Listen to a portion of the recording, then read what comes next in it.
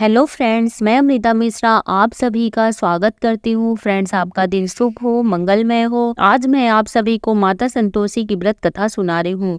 शुक्रवार के दिन माँ संतोषी का व्रत पूजन किया जाता है। इस पूजा के दौरान माता की आरती, पूजन तथा अंत में माता की कथा सुनी जाती है। संतोषी माता की व्रत कथा। एक बुढ़िया थी, उसके 7 बेटे थे। 6 कमाने वाले थे जबकि एक निकम्मा था। बुढ़िया 6 बेटों की रसोई बनाती, भोजन करा और उनसे जो कुछ जूठन बचती वह 7वें को दे देती। एक दिन वह पत्नी से बोला, देखो मेरी माँ को मुझ पर कितना प्रेम है। वह बोली, क्यों नहीं, सबका जूठा जो तुमको खिलाती है। वह बोला, ऐसा नहीं हो सकता है, मैं जब तक आंखों से न देख लूं मान नहीं सकता। बहू हंसकर बोली, देख लोगे तब तो मानोगे। कुछ दिन बाद त्योहार आया। घर में 7 प्रकार के भोजन और चूरमे के लड्डू बने। वह जांचने को सिर दुखने का बहाना कर पतला वस्त्र सिर पर ओढ़े रसोई घर में सो गया। वह कपड़े में से सब देखता रहा। 6 भाई भोजन करने आए। उसने देखा माँ ने उनके लिए सुंदर आसन बिछा, नाना प्रकार की रसोई परोसी और आग्रह करके उन्हें जमाया। वह देखता रहा।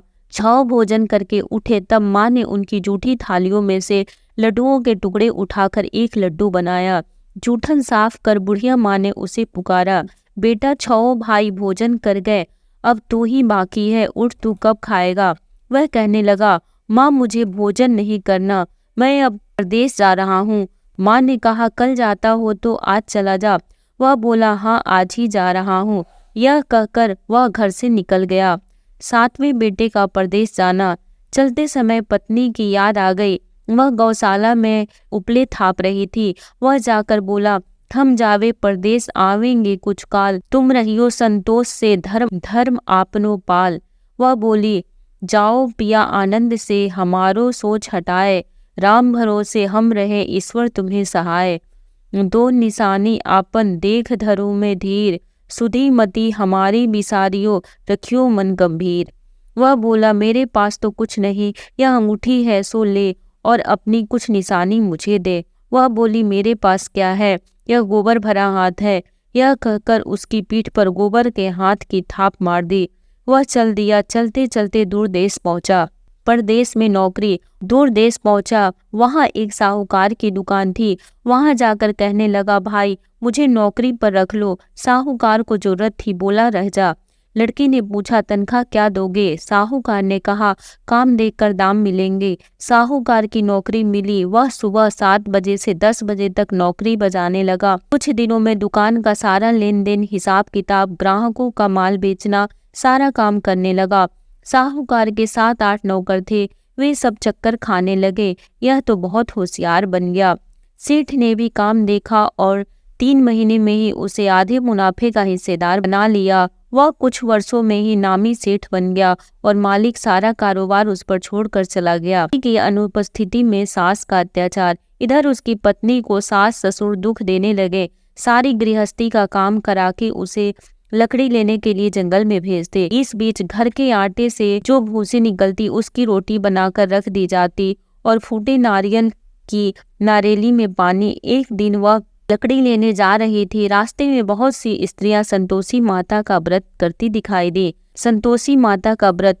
वह वहां खड़ी होकर सुनने लगी और पूछा, बहनों तुम किस देवता का पूजन करती हो और उसके करने से क्या फल मिलता है। यदि तुम इस व्रत का विधान मुझे समझा कर कहोगे तो मैं भी तुम्हारा बड़ा एहसान मानूंगी। तब उसमें से एक स्त्री बोली, सुनो, यह संतोषी माता का व्रत है। इसके करने से निर्धनता, दरिद्रता का नाश होता है और जो कुछ मन में कामना हो वह संतोषी माता की कृपा से पूरी होती है। तब उसने उससे व्रत की विधि पूछी। संतोषी माता की व्रत विधि। वह भक्तिनी स्त्री बोली, 1.25 आने का गुड़ चना लेना, इच्छा हो तो 5.25 आने का लेना या 1.25 रुपए का भी सहूलियत के अनुसार लाना। बिना परेशानी और श्रद्धा व प्रेम से जितना भी बन पड़े सवाया लेना। प्रत्येक शुक्रवार को निराहार रहकर कथा सुनना।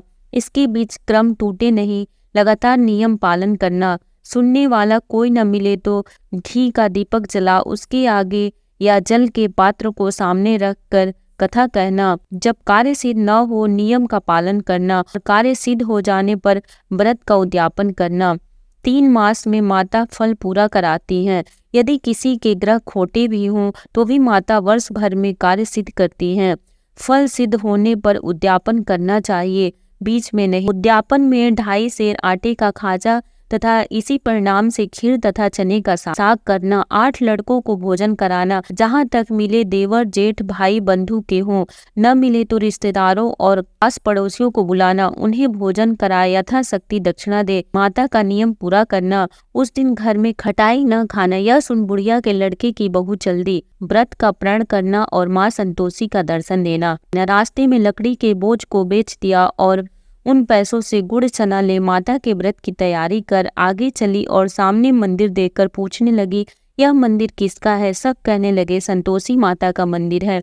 यह सुनकर माता के मंदिर में जा चरणों में लौटने लगी, दीन हो विनती करने लगी, माँ मैं निपट अज्ञानी हूँ, व्रत के कुछ भी नियम नहीं जानती, मैं दुखी हूँ। हे माता जगत जननी, मेरा दुख दूर कर, मैं तेरी शरण में हूँ। माता को दया आई। एक शुक्रवार बीता कि दूसरे को उसके पति का पत्र आया और तीसरे शुक्रवार को उसका भेजा हुआ पैसा आ पहुंचा। यह देख जेठ जेठानी मुंह सिकोड़ने लगे, लड़के ताने देने लगे। काकी के पास पत्र आने लगे, रुपया आने लगा, अब तो काकी की खातिर बढ़ेगी। बेचारी सरलता से कहती, भैया कागज आवे रुपया आवे, हम सबके लिए अच्छा है। ऐसा कहकर आंखों में आंसू भरकर संतोषी माता के मंदिर में आ मातेश्वरी के चरणों में गिरकर रोने लगी।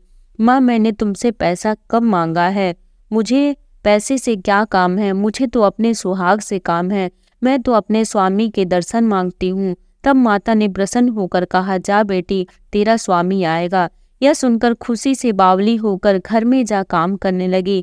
अब संतोषी माँ विचार करने लगी, इस भोली पुत्री को मैंने कह तो दिया कि तेरा पति आएगा, लेकिन कैसे? वह तो इसे स्वप्न में भी याद नहीं करता। उसे याद दिलाने को मुझे ही जाना पड़ेगा। इस तरह माता जी उस बुढ़िया के बेटे के पास जा स्वप्न में प्रकट हो कहने लगी, साहूकार के बेटे सो रहा है या जागता है? वह कहने लगा, माता सोता भी नहीं जागता भी नहीं हूँ, क्यों क्या आज्ञा है? माँ कहने लगी, तेरे घर बार कुछ है कि नहीं? वह बोला, मेरे पास सब कुछ है, माँ बाप है, बहू है, क्या कमी है?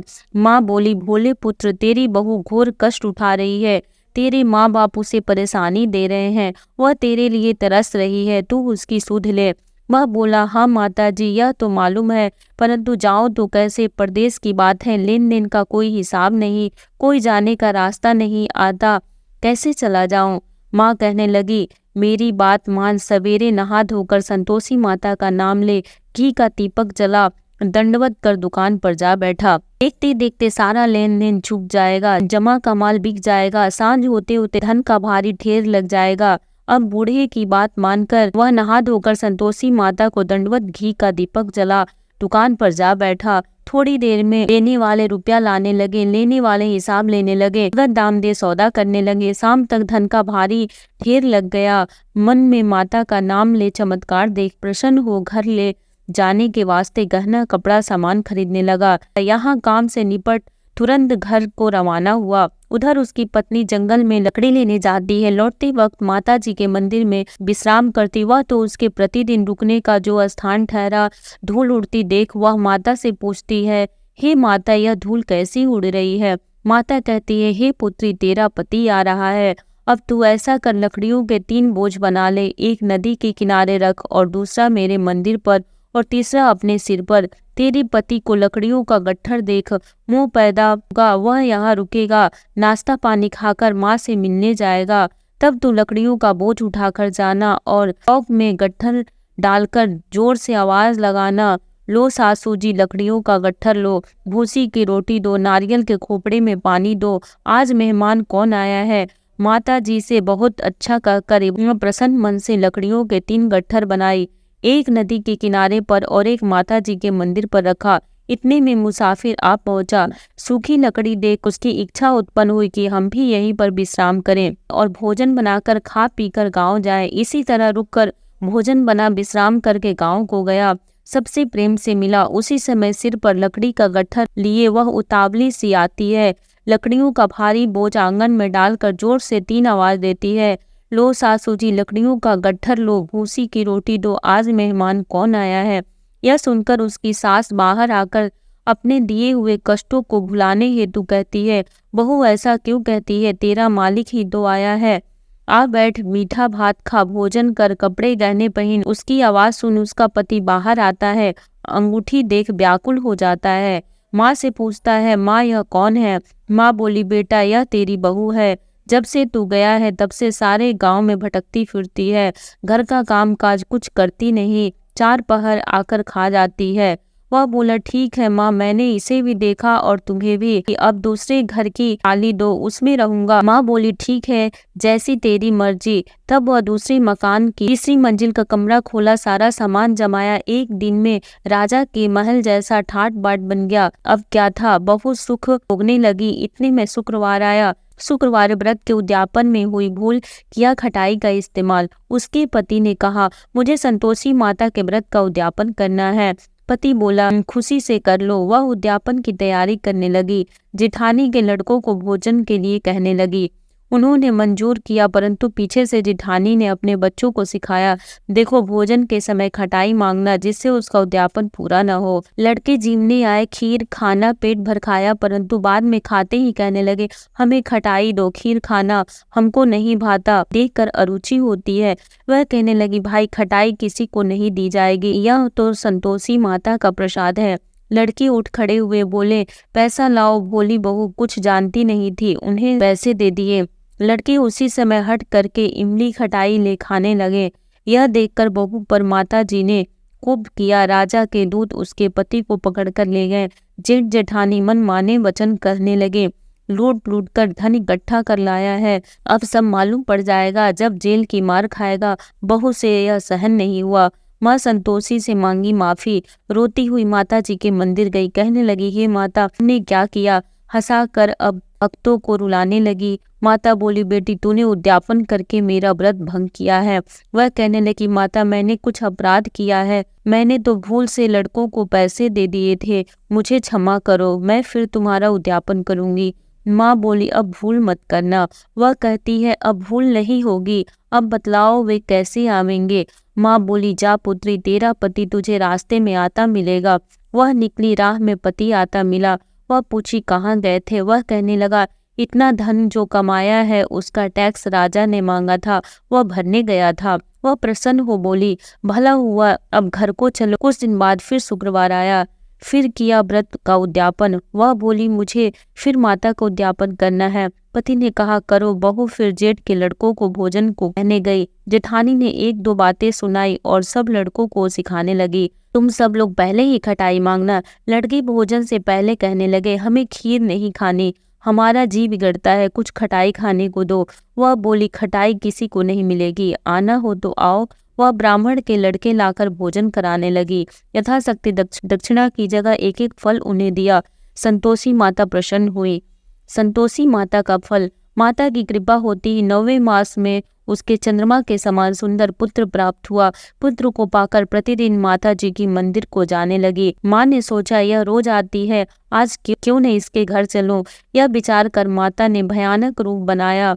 गुड़ चने से सना मुख, ऊपर सूढ़ के समान होठ, पर मक्खियां भिन भिन कर रही थी। पहली पर पैर रखते ही उसकी सास चिल्लाई, देखो रे, कोई चुड़ैल डाकिनी चली आ रही है, लड़कों इसे भगाओ, नहीं तो किसी को खा जाएगी। लड़के भगाने लगे, चिल्लाकर खिड़की बंद करने लगे। बहू रोशनदान से देख रही थी, प्रसन्नता से पगली बन चिल्लाने लगी, आज मेरी माता जी मेरे घर आए, वह बच्चे को दूध पीने से हटाती है। इतने में सास का क्रोध फट जाता।